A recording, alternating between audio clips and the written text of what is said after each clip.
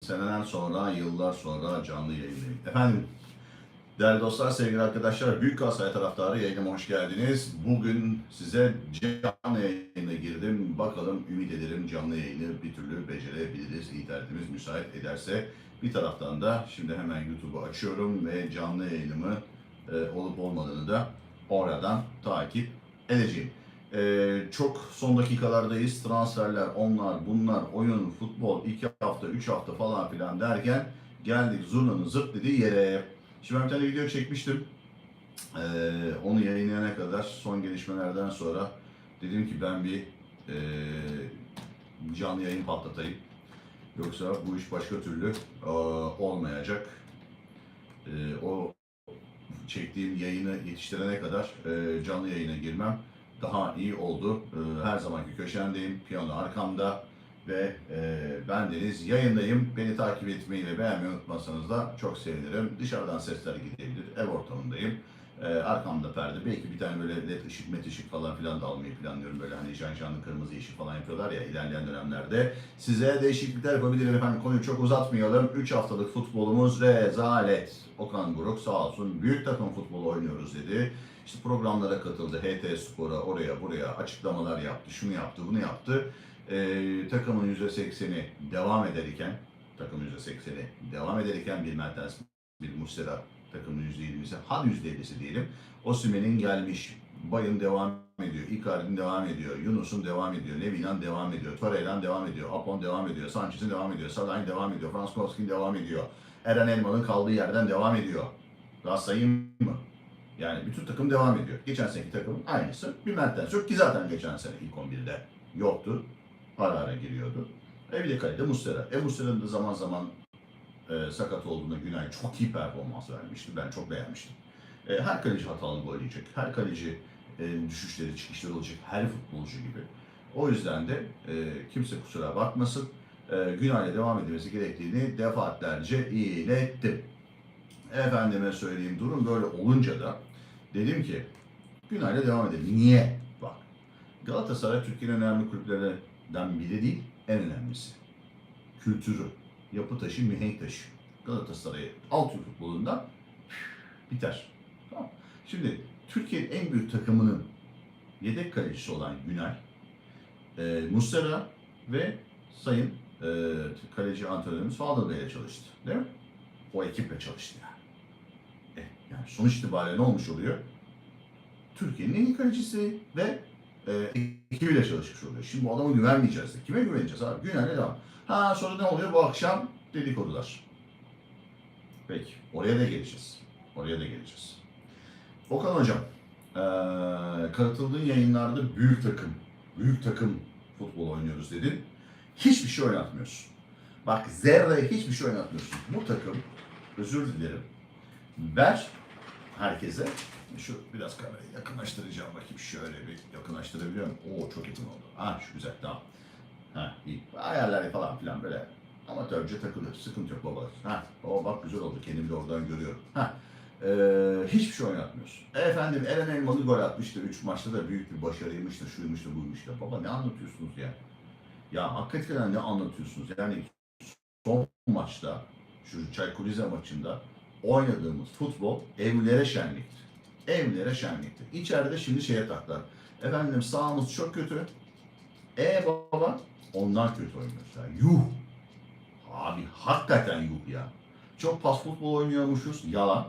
Pas futbolundan dolayı sağ kötü olduğundan biz kötü hücum yapıyormuşuz. Yuh! Yuh! Lan kaç tane pas hücumu yaptınız baba? Pas hücumu yaptığınızda ben mi görmedim? Yani Muslera, Davinson, arkada Apo Mapo, Eren Meren, tamam yapılıyor da sonra orta sahaya geliyor top. Sonra vur topu ileri. Vur topu defans arkasına. Çevir çevir çevir çevir. Bir öğrenmişiz abi kanat adam kaçırmayı. Herkes öğrendi bizim ortayı kalabalık tuttuğunda Galatasaray'a karşı defans bloğunun ortasında ve orta sahanın ortasında kalabalık tut. Bunları kanatlara ver. Kanatlardan da zaten kamikaze ortalar gelecek. İçeride 2 tane, 3 tane, bir tane uzun adam at. Babacım, oldu bitti işte maşallah. Geçmiş olsun. Al sana taktik. Buradan işte duran top organizasyonundan bir gol bulursak ne ala. İlerideki futbolcuların kendi teknik becerileriyle attıkları goller ne hala? İşte bir tane Osimhen, Icardi, Osimhen, Zaniolo üçlüsünü yaptılar. Üçü de yabancı. Üçü de bunu daha önce kendi takımlarında defaatlerce yapmış. Sana gelince de çok basit. Futbolun temel prensibi idmanda çalışılması gereken ve her maç tekrarlanması gereken al ver kaç. Kanada defans arkasında adamı kaçır. Yani o şekilde Zaniolo'yu kaçır.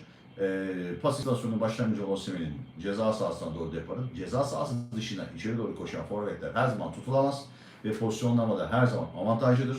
Zaniolo'nun sol ayağıyla mükemmel doğru orta, mükemmel zamanlamayla atılan gol.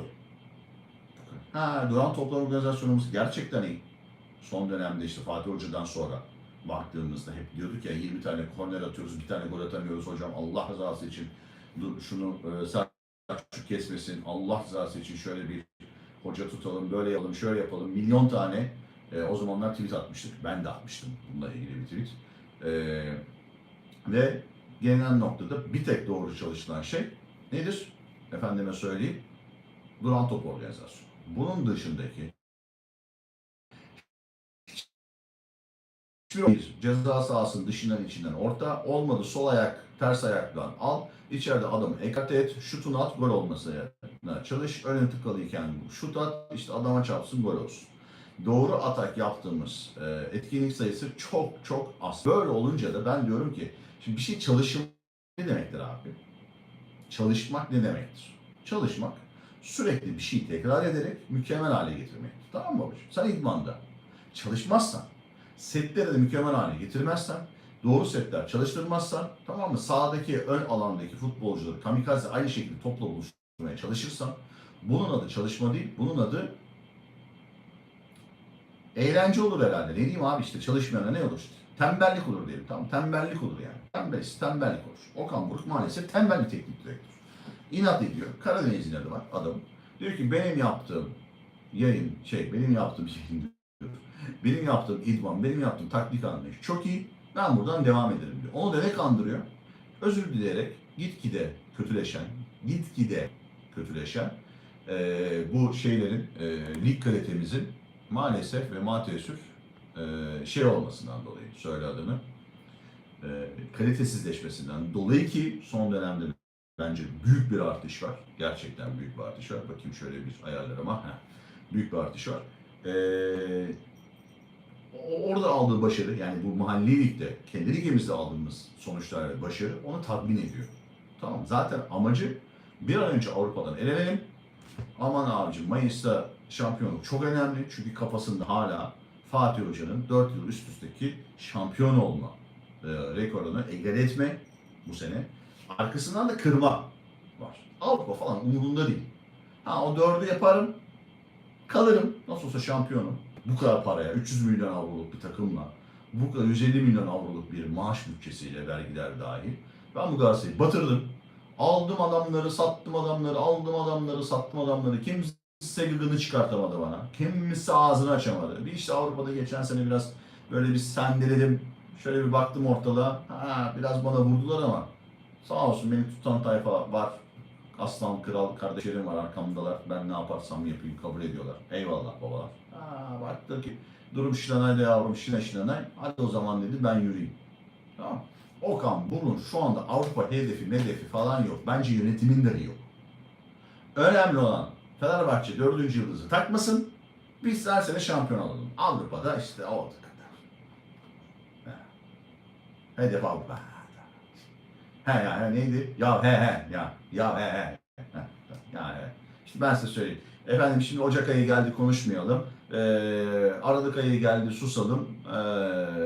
Nisan ayı geldi zaten seçim var, adaylar var. Aman konuşmayalım. Zaten bu lig bitsin ben çok fena konuşacağım.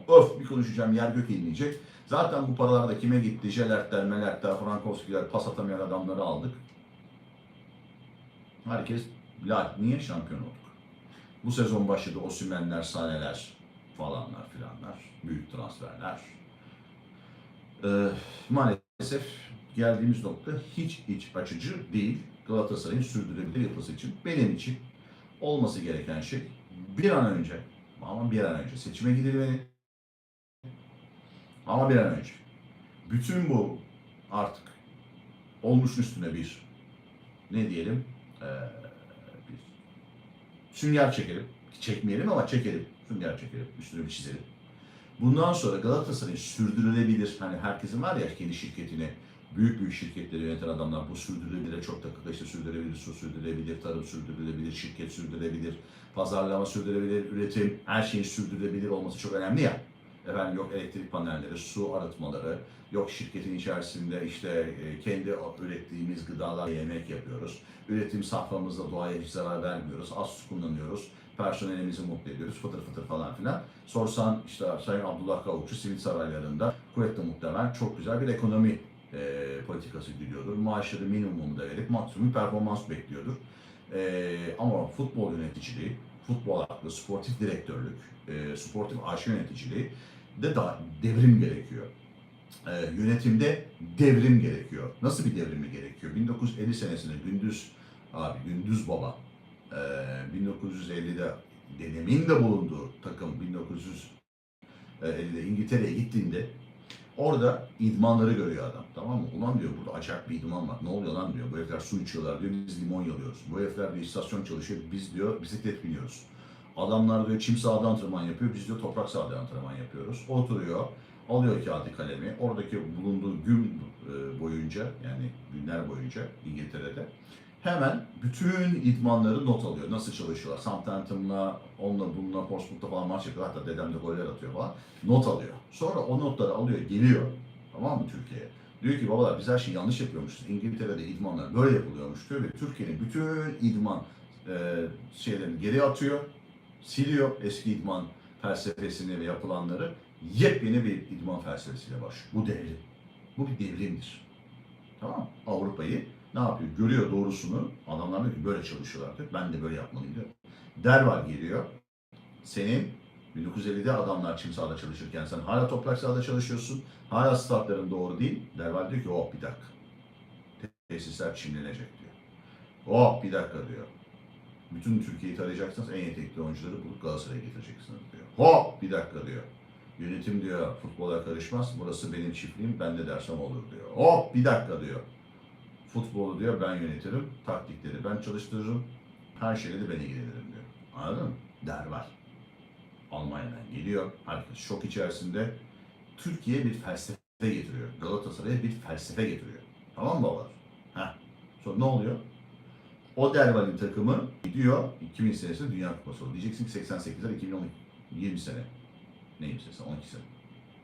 Ya 12 sene. Sonra ne oldu araya biliyor musunuz? Biz böyle bir düşüşe başladık. Sonra Terkamp'ı getirdi. Terkamp ne yaptı? Evet dedi, Derval haklıydı. Bana dedi tüm Türkiye'yi tekrardan tarayın dedi.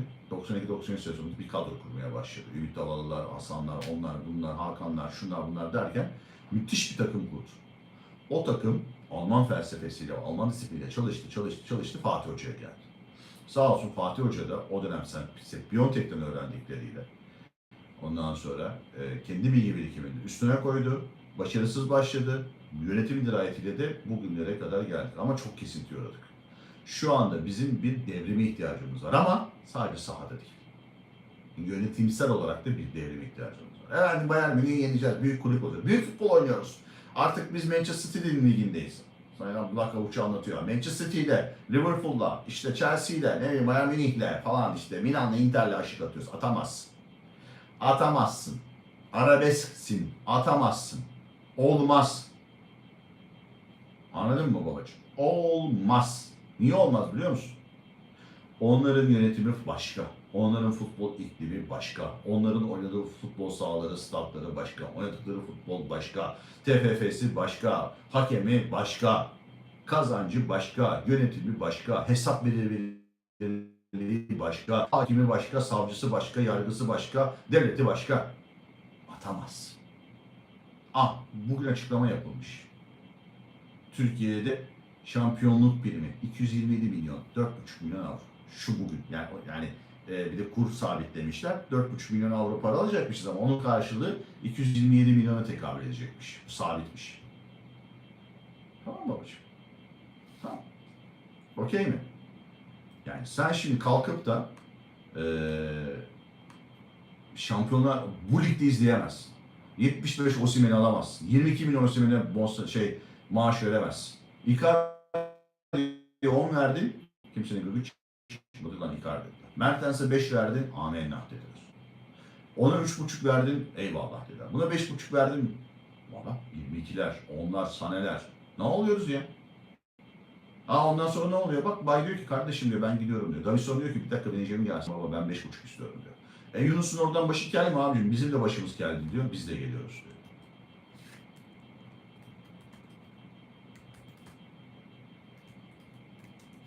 Ha? Ne oluyor sonra? Ha? Nasıl olacak bu iş?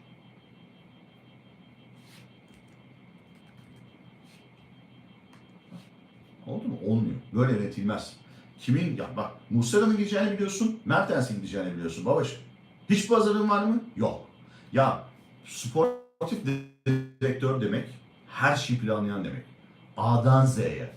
A takımda kim gidecek, kim kalacak, hangi zamanda kimle oynayacaksın? Hangi taktik formasyonla oynayacaksın? Zaman içerisinde 4-3-3 mü? 3-5-2 mi? 8-4-6 mı? 5-4-8 mi? Bunları bilir sportif direktör. Teknik direktör der ki babacığım bak bu kadronda sen 4-3-3 oynarsın, 4-2-3-1 oynarsın, 3-4-3 oynarsın, 3-5-2 oynarsın. Atıyorum, sallıyorum. Formasyonunda bu futbolcularla bunu oynayabilirsin. Tamam mı? Bunu konuşur. Yedekleri toparlar. Ta Muslera'nın gideceğini o da geçen sene Ekim ayından bildiği için Muslera'nın yedekleyebileceği 6-7 tane alternatif olur. Hatta mümkünse Ocak'ta boşa çıkanları bulur. Onlarla ön pas bonservisiz alır. Haziran'da da imzayı attırır. 2 milyon 3 milyona da maaşını verir. 2 milyon 3 milyon da imza parası verir. İşi bitirir. Tamam. Kalkıp da 75 milyonluk o sene 80 milyon vermez mesela. Zaten 75 milyon verince oluyoruz. Verseydi 75 milyon alsaydı. 25-20 milyon istiyorsan saneye 25-30 milyon verip de almaz. Onu ben de alıyorum zaten. Hiç fark etmiyor ki. Uğurcan'a şu anda konuşulan 25 artı 5 artı 2 futbolcu, bir futbolcu falan. Signo. Ey yavrum ey. Onu da aldık. Okan Hoca çok istiyor diye. Ve biz hala bu kadar transfere diyoruz ki İlkay gelsin, Hakan gelsin. Hiçbir çözüm değil ki. Ne İlkay ne Hakan seni çözemez saha içinde. Neyi çözer biliyor musun? Ligde kapalı defansa işte kenarlardan orta atan futboluna biraz çare olur. İşte yaratıcılık olur. Bir iki tane ara top atar. O da kendi becerisiyle ilk başlar. Sonra antrenman gördükçe der ki ulan ben bu antrenmanda bu herifleri nasıl besleyeceğim lan der. Bir bok olmaz öyle kalır. Yani bugüne kadar yani kendini geliştiren futbol süresi Galatasaray'da 3 saat. Gerçekten 3-4 yok yani. Anladın mı? Yani mevcutluk var. Torreira kendi çalıştığı için devam ediyor. Bay kendi çalıştığı için devam ediyor. Boya kendi çalıştığı için gitti. Ondan sonra Yunus bildiğim kadarıyla kendi ekstra idmanlar yapıyor. Zaten arkadaş bak ben bir yönetimde olacağım. Benim teknik direktörüm geçen sene diyecek ki ben 2 günde bir, 3 günde bir maç yapıyorum. Ben taktik maktik çalışmıyorum. Çocukları alıyorum, getiriyorum. Rejenerasyon antrenmanına sokuyorum. Dinlendiriyorum. Maça çıkartıyorum. Rejenerasyon antrenmanı yapıyorum. Dinlen. Böyle söyleyen bir teknik direktörle benim hiçbir işim olmasın. Kimse kusura bakmasın. Hala da Hakan gelsin çözsün, İlkay gelsin çözsün. Ya kimse de demiyor ki Okan Buruk teknik taktik olarak yanına 3 tane yardımcı alsın bu iş çözülür diyemiyor ya. Gerçekten bu zulmdür. Galatasaray'a yapılmış en büyük kötülüktür. Transferle futbolumuzun güzelleşeceğini düşünmek gerçekten bir yani dilime geliyor da 3-5 söylemek istemiyorum ya. En büyük kötülüktür diyeyim yani. O kadar. En büyük kötülüktür. Artık ben de alın neyse anlatayım ya. Hakan oynayacak. Hakan'ın siz oynayabileceğini mi düşünüyorsunuz babalar ya? Gerçekten Hakan'ın oynayabileceğini yani bizde verimli oynayabileceğini düşünen varsa hani müthiş yanılıyor yani.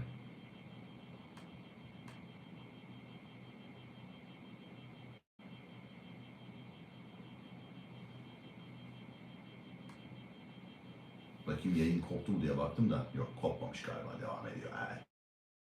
Canlı yayındayız. Canlı yayındayız şu anda. Beğenmeyi ve takip etmeyi sakın unutmayın sevgili Galatasaraylılar.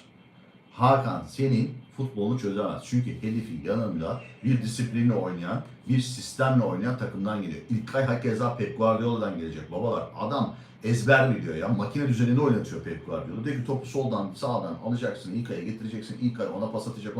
Adamların bir makine düzeni var. Sende karambol düzen var ya. Sende bir düzen yok ki. Garip Osimhen koşturuyor. Osimhen ile de top bir yer gösteriyor. İşte oraya top atabilen birisi varsa topu atıyor. O kadar. Ya da sen kanattan iki tane adam koşuyor. Onun önüne top atılıyor. Ha, Icardi oyuna girince ne oluyor? Icardi topu dışarıda 10 numara gibi oluyor. Pas istasyonu oluyor. Akıllı adam. Ayağı var. Tık tık tık tık tık oynuyor. Icardi'nin futbol aklını sen taktik zannediyorsun. Osimhen'in futbol aklını sen taktik zannediyorsun. Mertens'in oyun aklını siz taktik zannettiniz. Zaniolo'nun, Bay'ın kişisel becerilerini taktik zannettiniz. Yunus'un kendi becerilerini taktik zannediyorsunuz. Değil arkadaşlar. 3 senedir üst üste aynı şablonda gol atabildiğiniz hiçbir atak organizasyonu yok. Duran top hariç. Yok. Avrupa'da içimizden geçecekler. Silindir gibi ezecekler. Okan Buruk yine çıkacak. Kötü oynadık diyecek. Doğru oynayamadık diyecek. Hava şartları diyecek. 2 günde bir maç diyecek. İçeride oynarken bir anda dışarı gittik diyecek. İçerisi 30 dereceydi, dışarısı eksi 30'du diyecek. Hava koşulları diyecek. 2 günde bir idman diyecek. Maç diyecek. Hakem diyecek. Ondan sonra işte onların makas açık. Onların futbolcuları 1 milyar dolar, bizimkiler 300 milyon dolar diyecek. Ama kimse demeyecek ki kardeşim AZ Alkmaar senin yarı parandı. RFS senin 3'te 1 parandı. 4'te 1 parandı. Ajax senin bilmem kaç parandı. Sen o zaman çıkan kadron 190 milyon, 120 milyon, 150 milyon, 200 milyon avroydu. Heriflerin kadrosu 70, 80, 90 milyon avroydu. Hatta RFS'nin 15 milyon avroydu. Ligde oynayan takımların ortalaması 10 milyon avro. Değerleri, bak maaş değerlerinden bahsetmiyorum. Takım değerlerinden bahsediyorum size. Takım değerlerinden. Bunlara foldur foş oldum. Avrupa'da senin sistem takımları içinden geçtim. Türkiye'de Çaykur Rize biraz akıllı olsa seninle beraber kalırdı. Ki attıkları gol bence offside değil. Gol öyle topuktan çizgi çizip de 5 santim olması. Efendim neymiş? 1 saniye önce alınsaymış pozisyon. Zaten herif 15 metre offside'miş. Babacığım offside kuralı belli. Top ayaktan çıktığı an rakip oyuncuyla, yani top ayaktan çıktığı an senin oyuncun iki rakip oyuncunun gerisinde olacak. 2. 1 değil. 2. Biri kaleci diye hep düşünülür ama 2 tane oyuncu olmak zorunda. Yani iki rakip oyuncunun gerisinde olacak. Tamam mı babacığım? Burada olursa offside, burada olursa offside, bu da offside, bu da offside, bu değil. Burada olur, burada offside, tamam, burada değil. Okey? Top ayaktan çıktığı an, efendim geriden koşarak geldi, biz de Icardi kaç tane gol attı. Gelirken böyle orta sahaya doğru biraz uzun top attı, hafif de geri döndü. Herkes offside diye kaldırdı. Biz öyle kaç tane gol attık. Abi zeka bu. Zekanı kullanırsan futbol çok kolay bir oyun. Tamam. Herifin topundan offside çizilmez. Bu FM oynamıyoruz, PES oynamıyoruz, FIFA oynamıyoruz. Bence yani öyle ben mesela bizim golü Osimhen atsaydı öyle iptal edildi birkaç kere omuzdan falan ama ben saçma buluyorum. Böyle offside kuralının mümkün olduğunca ivedilikle değişmesi gerekiyor. Neyse. Şimdi transferlere gelelim. Şimdi bu akşam söyleniyor. Şu anda Uğurcan 25+5, kimilerine göre 30-35 milyona da çıkabilirmiş bu teklifimiz. İşte Berkan'ı istemişler, Yusuf'u istemişler. Biz Yusuf'u vermişiz, onlar Berkan'ı istemiş. Birilerini istemişler. Babalar ne yapıyorsunuz siz ya? Ya Uğurcan dediğin adam, evet bir dönem çok iyi kalecilik yaptı. 29 yaşına geldi. Çocuk oynaya dayak ye kaleci oldu. Senin elinde Günay var. Günay'dan neyi iyi? Uğurcan ayağı iyi mi? Değil. Uğurcan neyi iyi dersen Günay'a alternatif ve önüne alıyorsun. Milli takım kalecisi. Günay da oynasın. İlk milli takımda milli takım kalecisi olur Günay'da. Galatasaray kalecisi olduğu için bugüne kadar bir sürü milli takımda oynayamayacak oyuncu. Sametler, ne bileyim işte sağ kanat vardı. Fenerbahçe'nin sağ beki vardı. Ömrü hayatında herif milli takım yüzü görmezdi. Ya büyük takımda oynadın mı, 3 maçta üst üste oynadın mı milli takımda otomatik olarak oynuyorsun zaten abi. Kimse senin performansına falan bakmıyor. Sametler oynuyor, onlar oynuyor, bunlar oynuyor. Sonra o adamlar olup da bir transfer yapıp böyle ne bileyim Alanya, Antalya, ne bileyim Başakşehir falan yapınca milli takımdan uçuyorlar. Ulan o zaman niye almıştık milli takım? Belki tırvarı. Tamam mı babacığım? Heh. Şimdi bu Uğurcan denen kardeşimiz ne olmuş? Trabzonspor sabretmiş. Demiş ki ben kaleyi yerli yapacağım. Ama öyle yapacağım, ama böyle yapacağım. Ya senin önünde Davinson Sanchez var. Senin önünde Apokerim var. Tamam mı? Zaten atağı az yiyorsun. Leminan var, Torreira'm var, o var, bu var, şu var. Zaten az atak yiyorsun. Ve buna istinaden kalkıyorsun hala Günay. Lan Günay senin kaç tane maçını kurtarmış. Sen Uğurcan'ı niye alıyorsun?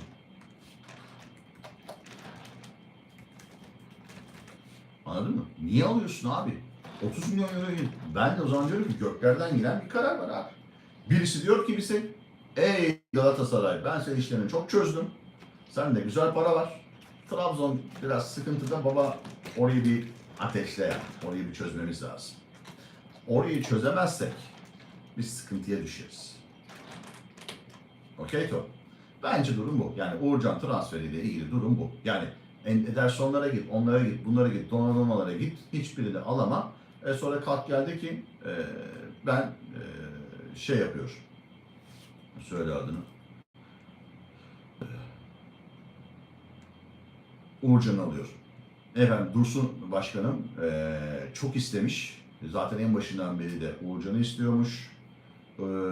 Uğurcan'ı da söyle adını almak için de diğer transferleri oyalamış. Son gün diğerleri hepsi bir yere gidince Uğurcan da karar kılmışız. Ey babalar ey işte. Galatasaray'ın spor aklı böyle olmamalı. Yani pazarlık değil. A'dan Z'ye her şeyi tasarlayacaksın. Hatta önümüzdeki 2 seneyi tasarlar sportif direktör. 1 seneyi de değil, 2 seneyi tasarlar. Lan ki şimdi önümüzdeki Ocak ayında kim alacak? Önümüzdeki Mayıs ayında nasıl bir kadro yapılanması yapmam lazım? Nasıl bir futbolcuyla anlaşmam lazım? Altyapıdan kimler gelecek? Kadro yapılanması. Türkiye'de 12+2'ler, 4'ler, 8'ler, 16'lar. Avrupa'ya kimlere yazılacağı, nerelerde oynanacak? Hepsini planlaman lazım. Anladın mı? Okan Buruk'un eline ve ailesinin eline bırak. Galatasaray Okan Buruk'tan da, Okan Buruk'un ailesinden de, Dursun Başkanı'ndan da, Sayın Yönetim Kurulu'ndan da, Sayın Sportif AŞ Yönetim Kurulu'ndan da, Sayın üyelerin de hepsinin üstündedir. Kimse kusura bakmayacak ve aklını başına alacak. Bu işi profesyonellere bakacak. Nasıl ki kendi şirketlerinde CEO'lara, pazarlama müdürlerine tonlarca maaş veriyorlar. CV'ler istiyorlar. Görüşmeler yapılıyor. 3 kuruşluk pozisyonlara, 5 kuruşluk insanları istiyorlar. Bir de burnlarından getiriyorlar iş görüşmesinde. Dursun abinin otelinde çalışan arkadaşlar böyle mi çalışıyor mesela? Plansız programsız mı çalışıyor? Başka neyine mi bırakmışlar gelen? Getirip onun önüne mi pazarlama direktörü böyle mi çalışıyor mesela? Ha? Galatasaray böyle mi yönetilince büyüyecek? Uğurcan'a 25 ver, ona 15 ver, buna 85 ver, ona 65 ver, ona 72 ver, borcumuz yok de, işte hasbelkader bir sermaye artışı yap, oradan gelen parayla işte borçları ödedim de, açıklama yap, borçları ödedim de, banka birliğinden çıktım de, çıkıp çıkmadığım da belli değil, çıktık. İyi mi oldu, kötü mü oldu, kimine göre iyi oldu, kimine göre hiç iyi olmadı. İnşallah iyi olacak durum, bakalım göreceğiz. Hayırlara vesile olsun diyoruz. Ama bunun dışında futbolumuz şu anda çok kötü ve bunun düzelmesi için Okan Buruk'un inadından vazgeçmesi gerekiyor. Sürekli bizimle inatlaşıyor. Ön alanda presi koydum, ben bu işi yaptım. Hiçbir şey yapmıyorsun abi. Yönetimin artık bu transfer olumuna son verip aklını başına alıp bir an önce sportif direktörle anlaşıp takımı ona emanet etmesi gerekiyor. Bu mümkünse de yabancı ve iyi bir kişi olmalı. Anlatabiliyor muyum? Bunun dışında alınan transferlerle zaten ligi domine edeceğiz. Karşımızda rakip falan yok. Zaten üçünde teknik direktörü yok. Beşiktaş şu anda oyundan düşmüştür. Ve hiçbir şey olmamıştır, olmayacaktır. Bir yere varamayacak. Fenerbahçe şu anda bir teknik direktör arayışında. Onların da ben size söyleyeyim çok hayırlara vesile olmayan bir durum var. Bu da felaket. O yüzden ben size diyorum ki bu iş patlar hocam. Böyle gidersek patlar. Lazım. Top 2'den top 1. Paris Saint-Germain'in Orhan Tüzün kardeşim, hoş geldin yayınıma. Teşekkür ederim sorun için. PSG'nin şu andaki sportif direktörü kim biliyor musun? Burak Elmas zamanında bizim sportif direktörümüz olan Fatih Hoca'dan sonra gelen adam. Onun ekibi zaten böyle bir şirket oluyor bunlar, tamam mı? Bir baba oluyor böyle, şirket sahibi. Ondan sonra onun da böyle adamları oluyor. Adama bağlı, yani o patrona bağlı. O adam diyor ki kardeşim ben sana atıyorum Carlos Ancelotti'yi vereceğim. Carlos senin işini çözecek baba diyor ama bana bağlı çalışacak diyor, merak etme. Yani şirket kocaman. Sana 3-4 tane adam dedicate ediyor. Okey. Paris Saint-Germain'in şu anki sportif direktörü Burak Elmas zamanında Yuhan'a sportif direktör. Okey. Anlaştığımız ama anlaşmamak için bizi yani Galatasaray'dan uzak kalsın diye başlatılan kampanyanın adamı. Herif ne yaptı? Paris Saint-Germain ne yapıyordu? Bizimki gibi. Al Messi'yi, al onu, al bunu, al şunu, herkese al. Al. Bir de iyi bir teknik direktör koy. Ne oldu? Biz olamadık. Ne oldu sonra? Luis Enrique geldi. Bir sistem getirdi. Gençleştirdiler. Bütün o pahalı transferler gitti. İş yapan, koşan, asker, yani mevkisinde iyi adamları, ortalama rakamlı adamları aldı. Bak Paris Saint-Germain şu anda uçuyor. Bak ilk kurulan Paris Saint-Germain'in kadrosuna, bak şimdiki Paris Saint-Germain kadrosuna. Luis Enrique ne diyor? Bak öğreti var orada. Öğreti. Sen lahmacun yiyorsun, afiyet olsun. Çok severim, bayılırım. Olmaz. Olmaz abicim. Neymar'la Messi'yle olmaz. Gitti. O futboldan çıktık. O eski bir futboldu. Eskiden kimse koşamıyordu.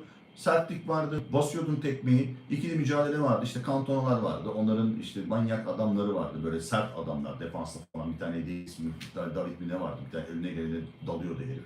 Anlatabiliyor muyum? Böyle fizik gücüyle gidiyordu. Şimdi artık atletizm başladı. Şimdi başka bir futbola geçti. Çünkü bütün takımlar yani şey gibi bu. Aynı araba üretiyoruz. Benimki seninkinden daha güçlü, benimki seninkinden daha ekonomik, benimki seninkinden daha sıfırdan yüze hızlı çıkıyor falan da bu. Abiciğim olmaz. Bizde de olmayacak. Çünkü bak Sané geldi. Sané Bayern Münih'te bir kadro bak dedim ki Kerem olmaz geçen sene dayı geldiğinde. Olmayacak dedim. Frankowski olmayacak dedim. Gerrard olmayacak dedim. Salah olmayacak dedim ki Salah bir yıkım oldu. Onu da zorladık da oldu yani. Bunlar olmaz. Bunlar bir takım oyunu oynuyorlar adam, tamam mı? Topu pası aldığında sağ bekten, sol bekten adamların yerleşim planları var kafalarında. Ezbe pas atmıyor alışmış adam. Sen halı saha futbolu oynuyorsun. Sen top alacaksın. Dizilişin yok. İki yanında, dört ileride. Ne yapıyorsun? İşte adam geliyor sırtında adam varken koşarak sana Torreira, Lemina, sırtı dönük rakip kaleye top alıyor. Apo'ya veriyor, Davidson'a veriyor. Sonra aradan bir tane böyle pas atıyorsun falan. Yüzü dönük kaleye top alabilen adam sayısı yoktu. Bireysel oyun bitti artık. Her futbolcu gol atacak. Herifin öyle bir teknik ekibi var ki köpek gibi çalıştırıyorlar. Yani donma be. Dondu mu? Donmamış. İyi. Tamam. Güzel. Sakin. Ha. Ha. Köpek gibi çalıştırıyorlar adamlar. Adamın eşek yüküyle teknik ekibi var yanında. Eşek yüküyle. Bir sistem doğrultusuna gidiyor iş. Sistem. Sistem. Taktik, teknik, tekrar, şablon. Evet. 10 hücum yapıyor, 10 savunma yapıyor adamlar. Blok halinde hareket ediyorlar. Hani var ya o şey TRT'deki bizim meşhur şey. Bloklar arasında kopukluk var hocam falan diye anlatıyor ya adam. Bloklar arasında kopukluk oldu mu böyle oluyorsun işte. Bloklar arası kopukluk olmayacak. Blokça hareket edeceksin. Anladın mı? Nefes aldığı yere, depar attığın yere, hep yorulduğunu anlayacaksın. Lan bu herif depar atamıyor deyip sağ taraftan baya. Ne oldu? Bay gitti şimdi bak. Hücum bitti. Hücum şeyin düştü. Güç. Niye? Bayı koşturuyordum derin dağlar gibi. Alıyordu herif topu. Al işte bir tane gol attı geçen hafta. Adamın omzundan vurdu işte önceki hafta. Boş topa koştu. Pozisyon yok ortada. Boş top. Defans hatası. Aldı gitti vurdu gol oldu. Osimhen alıyor vuruyor dönüyor. Kendi başına. Herkes bireysel. Uğurcan gereksiz oldu. Yine maç olmak için yaptılar. Evet bence orada hem maç olmamak var hem biraz da Trabzon'a bence bir kaynak aktarımı olacak. Kuvvetle muhtemel. Onun da bir bence pazarlığı oldu. İşte, transferi pazarlık yapmak zannedersem böyle olur. Yapacak bir şey yok. Anlatabiliyor muyum? Gene yayınım mı dondu benim ya babalar. Neyse yani bu konuda çok şişkinim. Galatasaray artık bu şekilde yine yaşayacağız. Allah sabır versin. Daha bir de